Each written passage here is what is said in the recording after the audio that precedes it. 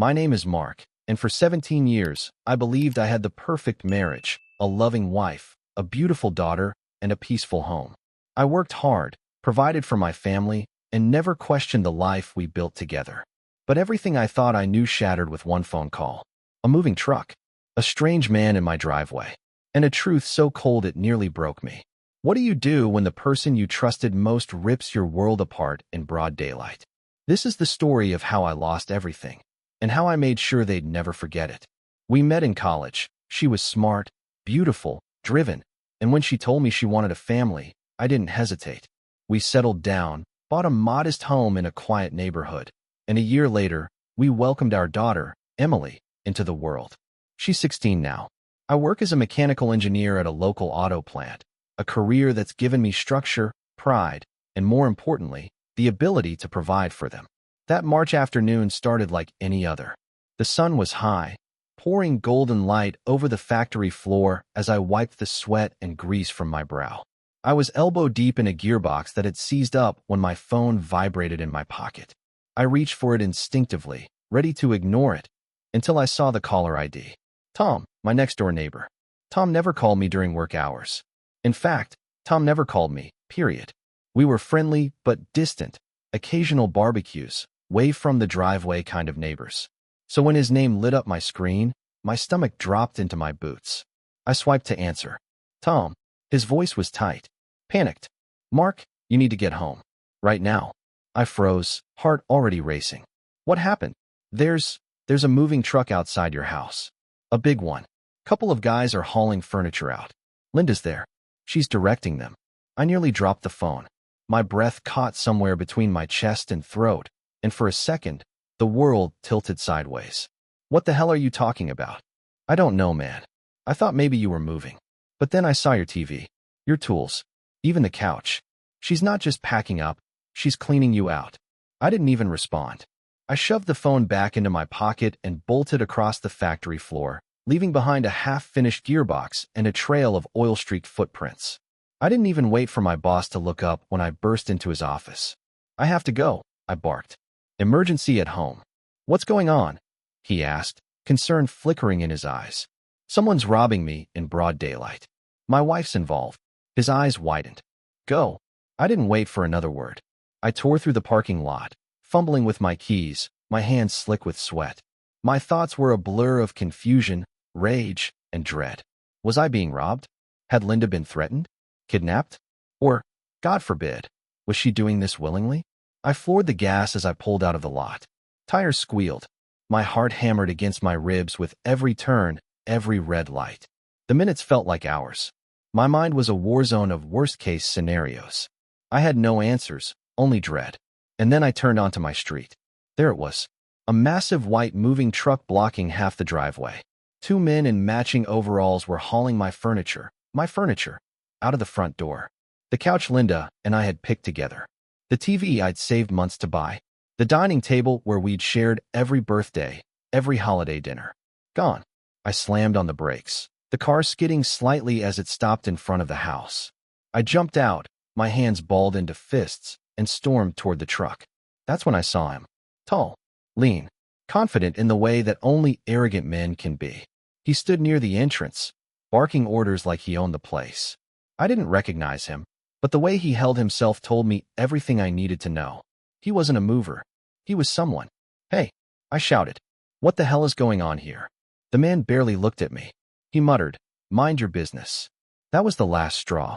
Rage surged through me like wildfire. Before I even realized what I was doing, my fist connected with his jaw. He hit the pavement hard, groaning as he cradled his face. But I wasn't finished. I jumped on him, fists flying. You think you can steal from me? In broad daylight, in front of my daughter's home. The movers backed away, wide-eyed but entertained, watching the chaos unfold like it was some kind of street performance. My blood boiled hotter. I grabbed my phone with one hand, barely able to keep my breathing steady as I dialed 911. There's a man stealing from my house. I barked into the phone. I've detained him. Sir, the dispatcher replied calmly. I need you to step inside your home and wait for the officers.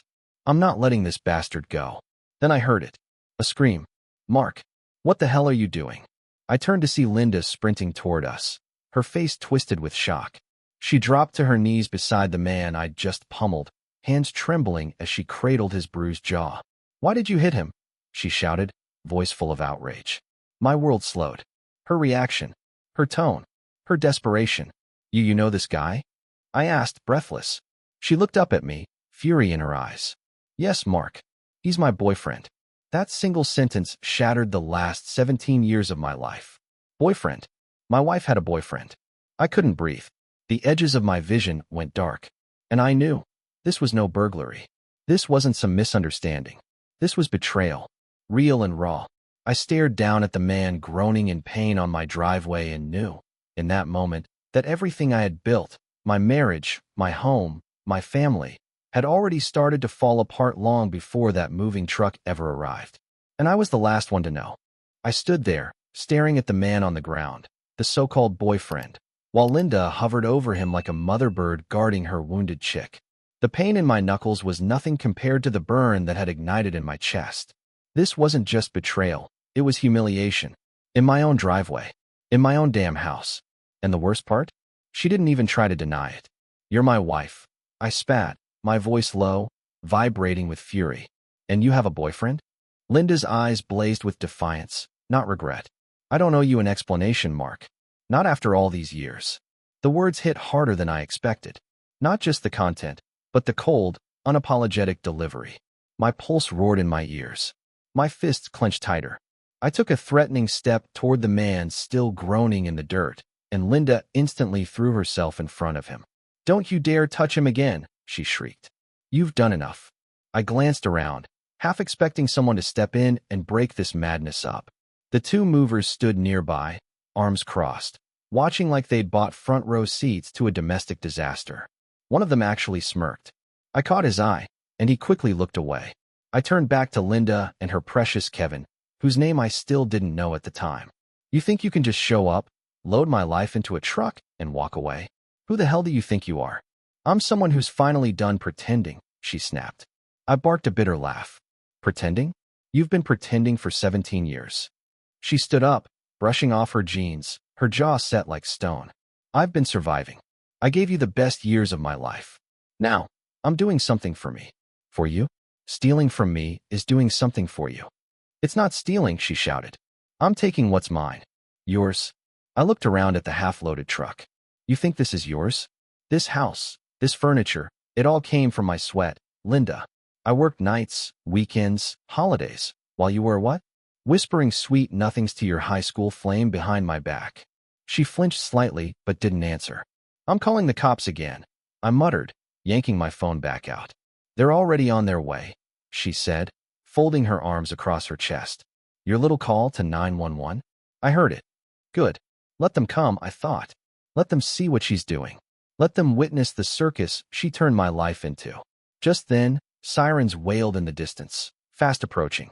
The red and blue lights flickered through the trees as two cruisers pulled up in front of our house. The officers stepped out cautiously, hands resting on their holsters, scanning the scene. One of them, a tall, broad man with sharp eyes, approached me first. "Sir, are you the one who made the call?" "I am," I said, still breathing heavily. That man was loading my belongings into a moving van. Without my permission. The officer turned his gaze toward Linda. "Ma'am, can you explain what's going on here?" Linda stepped forward, brushing her hair behind her ear. "That man is Kevin," she said, pointing to the man now sitting upright on the curb, rubbing his bruised jaw. "He's my boyfriend." She might as well have punched me again with that word. "Boyfriend. I'm leaving Mark," she continued, her voice suddenly steady, like she'd rehearsed this. "And I'm taking my half of the furniture." The officer's brow furrowed. "Did you inform your husband about your plans to move out?" "No," she said flatly. "Ma'am, you need to understand. Without a divorce decree and a formal division of property, this is considered theft. You can't legally remove shared assets from the home." Linda's confidence cracked. "But I'm entitled to." "You're entitled to file for divorce and let a judge divide the property," the officer cut in. "Until then, you don't get to play judge and jury. If your husband chooses to press charges, this entire stunt becomes a criminal matter." Her mouth opened, then closed. For a moment, I saw something rare on her face, fear. Real, genuine fear. She turned to the movers. Put everything back. Now. They shrugged, as if disappointed the show was ending, and began carrying my life back into the house. But Linda wasn't done. Not by a long shot. She spun toward the officer. He should leave. He's being aggressive. He attacked my boyfriend. Before I could respond, I saw red. This house, I said slowly, deliberately, belongs to my mother. It's not in your name. It never was. You have no claim to it. Her voice pitched up. I deserve to live here. I've been here for years. The officer turned back to her, clearly out of patience. You just tried to steal from your husband. Now you're asking him to leave his own home. Ma'am, I suggest you collect your personal items and leave before this turns into something much worse. Linda glared at him, then at me, then stormed into the house without another word. I stood there in the driveway, hands shaking, breath shallow, watching my marriage unravel in real time. The woman I had trusted with my heart, my life, had not only betrayed me, but thought she could erase me with a moving truck and a smug boyfriend. She thought she could just disappear, but not on my watch. I stood frozen in my driveway, the late afternoon sun burning against my skin, but all I could feel was cold. Cold in my chest, in my bones, in my heart. The officers were still there, observing everything with a calm professionalism that contrasted violently with the chaos unraveling around me. One of them jotted notes on a pad while the other walked back toward the van, inspecting the returned furniture. Inside, I could hear drawers opening, slamming shut, footsteps pounding against hardwood as Linda stormed through the house, collecting what she now deemed hers. The same woman who once cried tears of joy in that kitchen when we brought Emily home. The same woman who begged me to work overtime so we could remodel the bathroom. And now? Now she was gutting our life like a thief in the night. I clenched my fists and turned to the officer. You're sure I can't stop her from taking anything else? She can leave with personal belongings, clothes, toiletries, maybe a laptop if it's clearly hers. But furniture? Electronics? Anything tied to marital assets? No. If she takes more, and you press charges, it becomes theft. That word again. Theft. It wasn't just about property anymore. Linda had stolen years from me. She had stolen love, loyalty, peace of mind. And now she wanted to walk away like she was the victim. A few minutes passed. The movers had gone eerily silent. One of them stood by the truck, lighting a cigarette and glancing toward the house like he was watching the climax of a soap opera. Then Linda re-emerged. She was dragging two massive suitcases behind her, lips pressed tight, her eyes wild with fury and humiliation. She stopped at the porch steps, avoiding eye contact with everyone, especially me. I raised a hand. Hold on. She paused. What now? I want those bags checked. Her head jerked up, mouth hanging open. Are you serious? Dead serious. You have to humiliate me like this? She hissed, her voice shaking now, not from fear, but from rage. After everything I've done for you? I crossed my arms. After everything you've done to me? Yeah, I think I've earned the right. One of the officers nodded. He's within his rights, ma'am. Please open the bags. Her fingers trembled as she unzipped the first suitcase. I crouched down and started digging through it. At first, it was what I expected: clothes, shoes, toiletries. Then I saw it. Nestled between a stack of folded sweaters, like it belonged there, was my laptop. And beneath it, my phone charger. The one she used to steal because she always forgot hers, but which had never officially become hers. I pulled both items out and held them up. Her eyes narrowed, but she didn't say a word. No apology. No denial. Just a weak shrug and a quiet, I need those. I let out a short, humorless laugh. Then get them from Kevin. I'm sure your new life will come with plenty of power cords. The movers snorted, stifling laughter. Even one of the officers smirked, shaking his head as if to say, Lady, you've got some nerve. Linda grabbed the suitcases and stalked off without another word, heading to her car parked at the curb. I didn't stop her this time. There was nothing left to say. The only sound was the dragging of wheels against concrete and the low rumble of anger still simmering in my chest. I watched her disappear behind the steering wheel and slam the door. She didn't start the engine right away. For a brief moment, she just sat there, gripping the wheel, staring straight ahead. I wondered what was running through her head. Regret? Shame? Or just frustration that her grand exit hadn't gone as planned? I didn't care anymore. When her car finally pulled away, I didn't move. I stood on that porch, surrounded by half-returned furniture, a crooked welcome mat, and footprints from the movers staining the floor. And then I heard the front door creak open behind me. Emily, my daughter, stood there, her backpack slung over one shoulder, her eyes darting between the scattered mess and the tension hanging in the air like fog. Dad, what the hell happened here? I exhaled, suddenly exhausted. Come sit down, I said, patting the couch. She followed slowly, her brows furrowed in confusion and concern. I didn't sugarcoat it. Your mother decided to leave. She's gone. With her new lover. Emily blinked. Then, to my utter disbelief, she shrugged. Oh, you mean Kevin? I turned to her, stunned. My grip tightened around the armrest. You knew? She nodded like I'd just asked whether she'd finished her homework. Yeah, Mom told me. He's her first love. Her one and only. The words struck me harder than any punch I'd ever taken. One and only? I stared at her, and something in me shifted. This wasn't just about betrayal anymore. It was about the truth I never saw coming, and the fact that my daughter wasn't on my side. I stared at Emily as her words echoed in my ears. Her first love. Her one and only. She said it so casually, as if it were some romantic movie plot and not the complete dismantling of our family. I felt like I'd been shoved into a parallel universe where everything I'd known had been rewritten, and I was just now reading the final script. You knew. I repeated, my voice a whisper, more to myself than to her. She nodded again, this time slower, more deliberate. Mom told me months ago. She said Kevin was the one that got away. That she married you because you were the right choice. I blinked, stunned. The right choice. My throat was dry. Not the one she loved. Just convenient. Emily shifted awkwardly.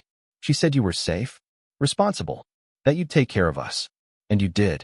It was meant to be a compliment. Maybe, but it cut deeper than any insult. I was never a husband to Linda. I was a retirement plan with a pulse. A steady paycheck. A fallback.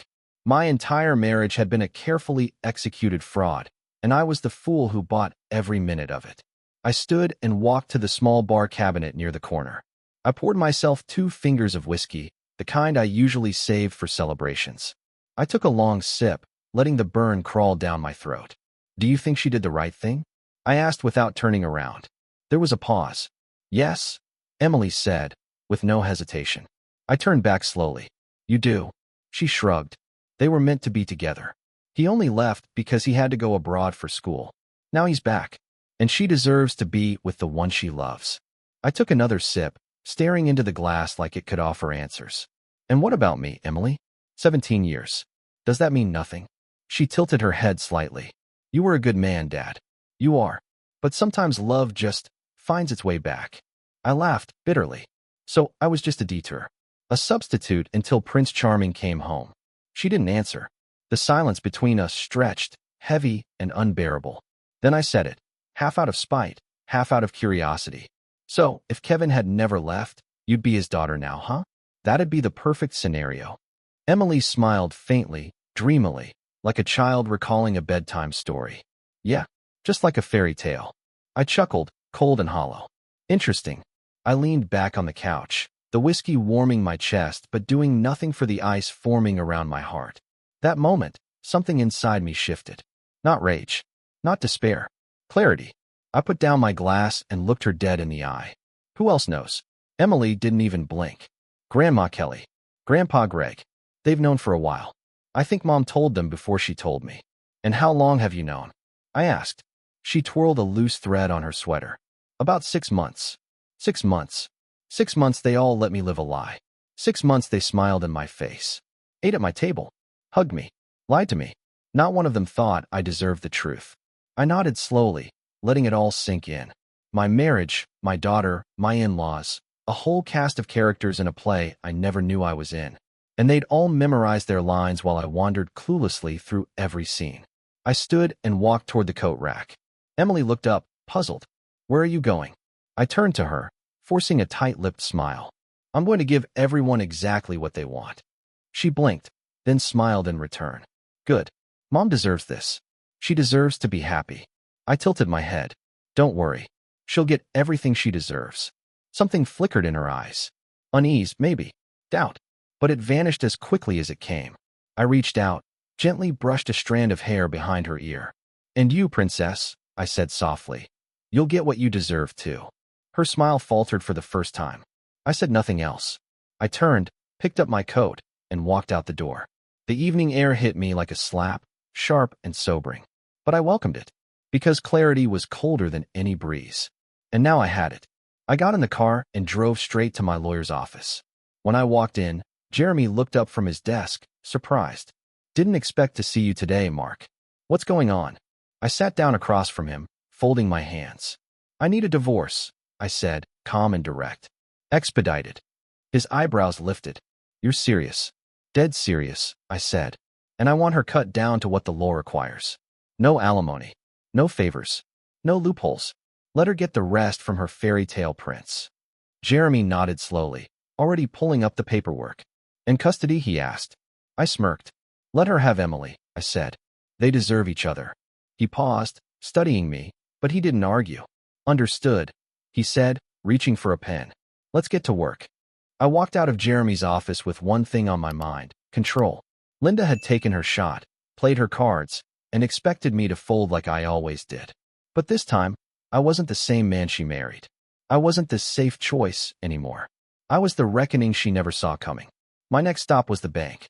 I stepped up to the counter, handed over my ID, and said firmly, "I'd like to withdraw all funds from our joint account." The teller blinked. "All of it, sir?" "Yes, every cent." She tapped her keyboard, paused when the balance popped up, then looked back at me carefully. "Are you sure? Leave $2 in there," I said with a tight smile. Let her know how much she really contributed. Minutes later, she slid a thick envelope across the counter. I took it, tucked it into my coat, and walked out without another word. The envelope weighed heavy in my pocket, but it wasn't just cash. It was leverage, closure, and the beginning of a very calculated end. Back at the office, I made another stop: human resources. "Hey, Mark." The HR manager greeted me with her usual warmth. "Everything all right? Just need to update my 401k and insurance beneficiaries," I said casually. "Remove Linda from everything." She hesitated, clearly trying to mask her surprise, then nodded. "Of course. I'll process that immediately." Paperwork signed. Digital traces erased. In less than an hour, Linda no longer existed in my financial life. Then I made one last call: my mother. She picked up on the second ring. "Mark, is everything okay?" I paused, took a breath, and let it out slowly. "No, Mom, but I need you to hear it from me before you hear it from anyone else." I told her everything. Linda's betrayal, Emily's reaction, the years of lies, the cold indifference, the staged fairy tale she'd been feeding everyone. My mother didn't interrupt. She just listened. When I finished, there was a long pause. "Well," she finally said, her voice low and dry, "seems the apple didn't fall far from the tree." I let out a soft, bitter chuckle. No, it really didn't. There was a silence on the line again, but it wasn't uncomfortable. It was agreement, mutual understanding. She knew I wasn't calling for sympathy. I was calling for alignment. And she gave it without hesitation. That night, I didn't sleep. I sat at the kitchen table, staring at the walls Linda once painted, the chairs we once picked out together. The silence was suffocating, but it helped me focus. I drafted emails to my attorney, made notes, listed assets, remembered dates. Everything Linda thought I wouldn't have the spine to do, I did in one night. And then, the next morning, it all began. Linda was served at work, just like I planned. In public, during her morning coffee. She might have thought she'd broken me, but she had no idea who she was up against now. I heard from Jeremy not long after. She looked calm at first, he said over the phone, amused, until she flipped through the paperwork. And then, I asked, "Oh," that's when her hands started shaking. He explained how she read each clause. The division of assets. The lack of alimony. The zero leverage. The house wasn't in her name. The furniture? Mostly registered under my mother's estate. Our incomes were nearly equal, so no spousal support was owed. All she'd get was child support, and that too. Only for 2 more years until Emily turned 18. She kept flipping the pages, Jeremy said with a chuckle. Like she thought something would change if she stared hard enough. Then my phone rang again. This time, it was her. I stared at the screen for a long moment before answering. "Hello." Her voice came through sharp, frantic. "This isn't fair, Mark. I'm supposed to get half of everything. That's how this works." I leaned back in my chair, calm as a monk. Is that so? Yes. I was your wife for 17 years. I deserve. I cut her off. Then I guess I deserve half of yours too. The line went silent. I could almost hear her brain short-circuiting, the panic creeping in, the reality settling like a stone in her chest. She had built her fantasy life on the idea that I would always play fair, always be the reasonable one, always absorb the damage quietly. Not anymore.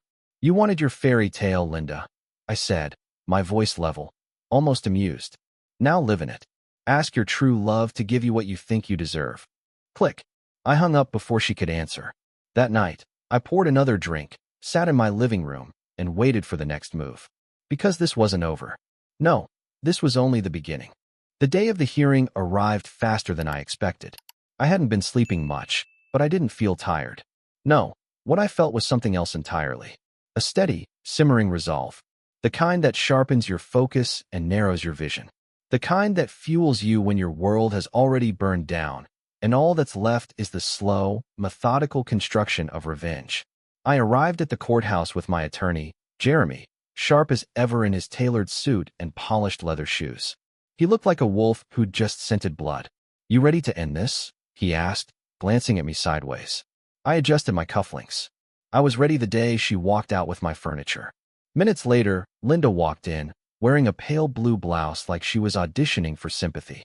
Her makeup was light, her expression carefully composed. But her lawyer, Lana, was the real show. Stern, smug, her presence oozed entitlement. We didn't speak. We didn't even exchange glances. We sat across from each other like enemies in a silent war. The judge entered the room, and the proceedings began. Lana stood first. Your Honor, my client's husband has refused to provide alimony or offer her any share of his assets. We demand half of all marital property, as is her right under the law. The judge opened his mouth to respond, but Jeremy was already on his feet. Your Honor, he began smoothly. My client's wife has also refused to split her own assets, and she has declined any consideration of financial reciprocity. Considering their incomes are nearly identical, we believe alimony should be dismissed entirely. The judge leaned back in his chair, narrowing his eyes. So both parties are seeking assets, but neither qualifies for support? That's correct, Your Honor, Jeremy said with a faint smile. The judge sighed, already irritated. Then neither of you will receive spousal support. Linda's jaw tightened, her hands clenching on the table. Lana quickly jumped in. Your Honor, my client would also like to address the fact that Mr. Taylor emptied their joint bank account, leaving only $2 behind. Jeremy didn't flinch. He stepped forward with a smirk. That's exactly what my client's wife contributed to it. The courtroom murmured. Even the judge seemed momentarily caught off guard. The judge turned to Linda. Anything else? Lana hesitated. Yes, Your Honor. We wish to address the matter of child custody. Jeremy was ready. We've offered the other party full custody. My client does not wish for visitation. He will continue to pay child support until the child turns 18. Linda turned to me sharply, eyes wide in disbelief. Before she could speak, a voice rang out from behind her. You can't leave me, Dad. Emily. She had been sitting in the back, mostly quiet, but now her voice cracked through the courtroom like thunder. Everyone turned to look. She was crying, tears streaming down her face, her shoulders trembling. I'm your daughter, she sobbed. Don't abandon me. I didn't look at her. I couldn't. My jaw locked, my fingers curled into fists under the table. I stared straight ahead, unwavering. I had made my decision long ago, and I wouldn't waver now, not after everything. The judge leaned forward, gentler now. Would you like to say something, young lady? Emily hesitated, then slowly made her way to the witness stand. She looked so small, so suddenly unsure. When she spoke, her voice was weak. I didn't know my dad didn't love me. Jeremy stood. Your Honor, may I ask the young lady a few questions? Lana jumped up. Your Honor, she's just a child. The judge silenced her with a wave. Let him proceed. Jeremy turned to Emily. Do you love your father? She sniffled, nodding. Yes. Do you respect your father? Another nod. Yes. Jeremy stepped closer. Then why are your parents divorcing? Emily paused, swallowing. Because my mom's ex came back. Kevin. She wants to be with him now. So your mother either never loved your father, or she loved her ex more. Correct? Emily blinked. I guess. Jeremy's voice was calm but sharp. You told your father not to stop the divorce. You encouraged him to let your mother go, correct? Emily looked at the floor. Yes. So tell me, Emily, he said softly, why should your father fight to keep someone who clearly didn't care about his pain? Why should he care for someone who treated him like a placeholder? She opened her mouth, but no words came out. Only tears. Jeremy delivered the final blow. You once said, if Kevin had never left, your mom would have married him, and you would have been his daughter. That would have been your perfect life. Emily gasped. The room went still. Jeremy stepped forward. Is that correct? Emily's lips quivered. Yes. Jeremy nodded slowly. Then let me ask one final thing. Why would a man fight to keep a family who never wanted him? Emily collapsed into tears, her entire frame shaking. I'm sorry, Dad, she choked. I wasn't thinking. Please don't leave me. And for the first time, I almost broke. Almost. But I held the line. Because she needed to feel what betrayal truly meant. And because I wasn't finished yet. Not even close. Emily's sobs echoed through the courtroom like thunder in a church. Even the judge, who had sat through decades of bitter divorces, looked rattled. He removed his glasses and pinched the bridge of his nose as if trying to press the headache out of his skull. Then he turned to Linda. Mrs. Taylor, do you still wish to retain custody of your daughter? Lana rose in her place, clearing her throat. Your Honor, after careful discussion, my client and her fiancé have decided they do not wish to retain custody. They are preparing to begin a new life together and believe it's in the child's best interest to remain apart. The room fell silent. The kind of silence that crushes lungs. Emily gasped like someone had slapped her. You don't want me? She whispered, voice breaking. I turned and looked at her for the first time during that hearing. Her eyes were wide, her face crumbling in real time, disbelief contorting every feature. Linda didn't speak. She didn't even look at her daughter. Just stared straight ahead, jaw locked, refusing to show weakness. Or maybe trying to pretend she hadn't just disowned her only child in front of a courtroom full of strangers. The judge's jaw clenched as he turned to me. Mr. Taylor, you've also declined custody. What exactly do the two of you think you're doing? Your pride and arrogance are dragging this child through hell. I stood slowly.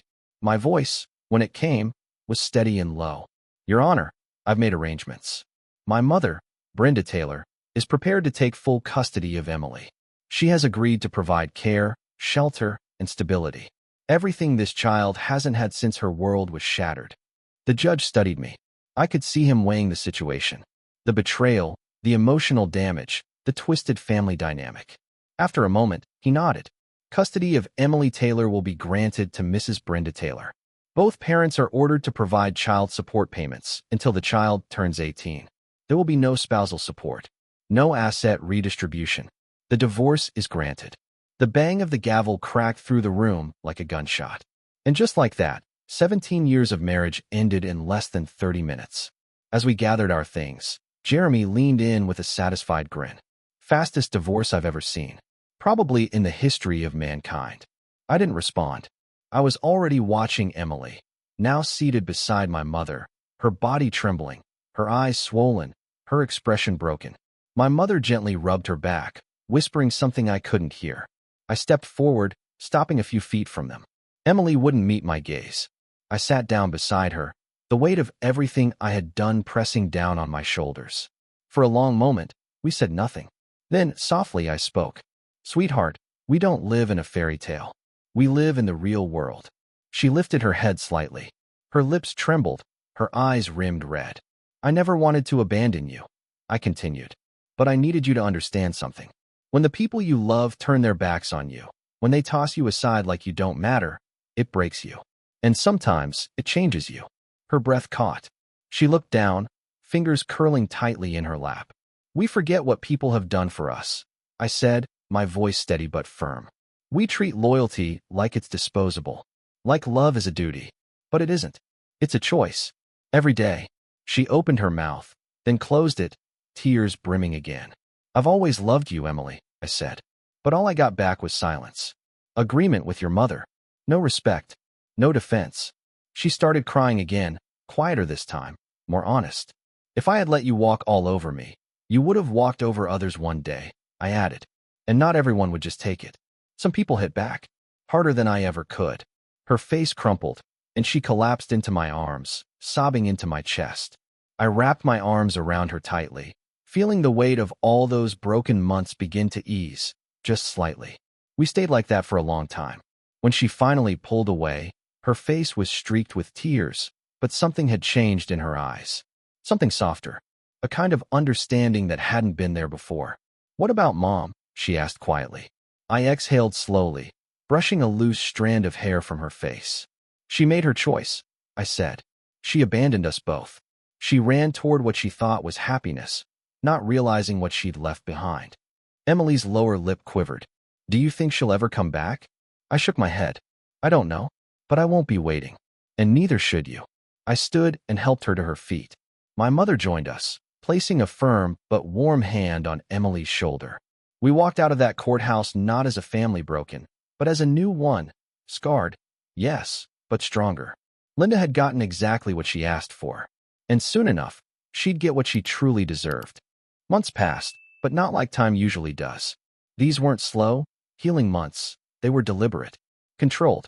Every day, I rebuilt what was left of my life with calm precision. No drama, no begging for closure.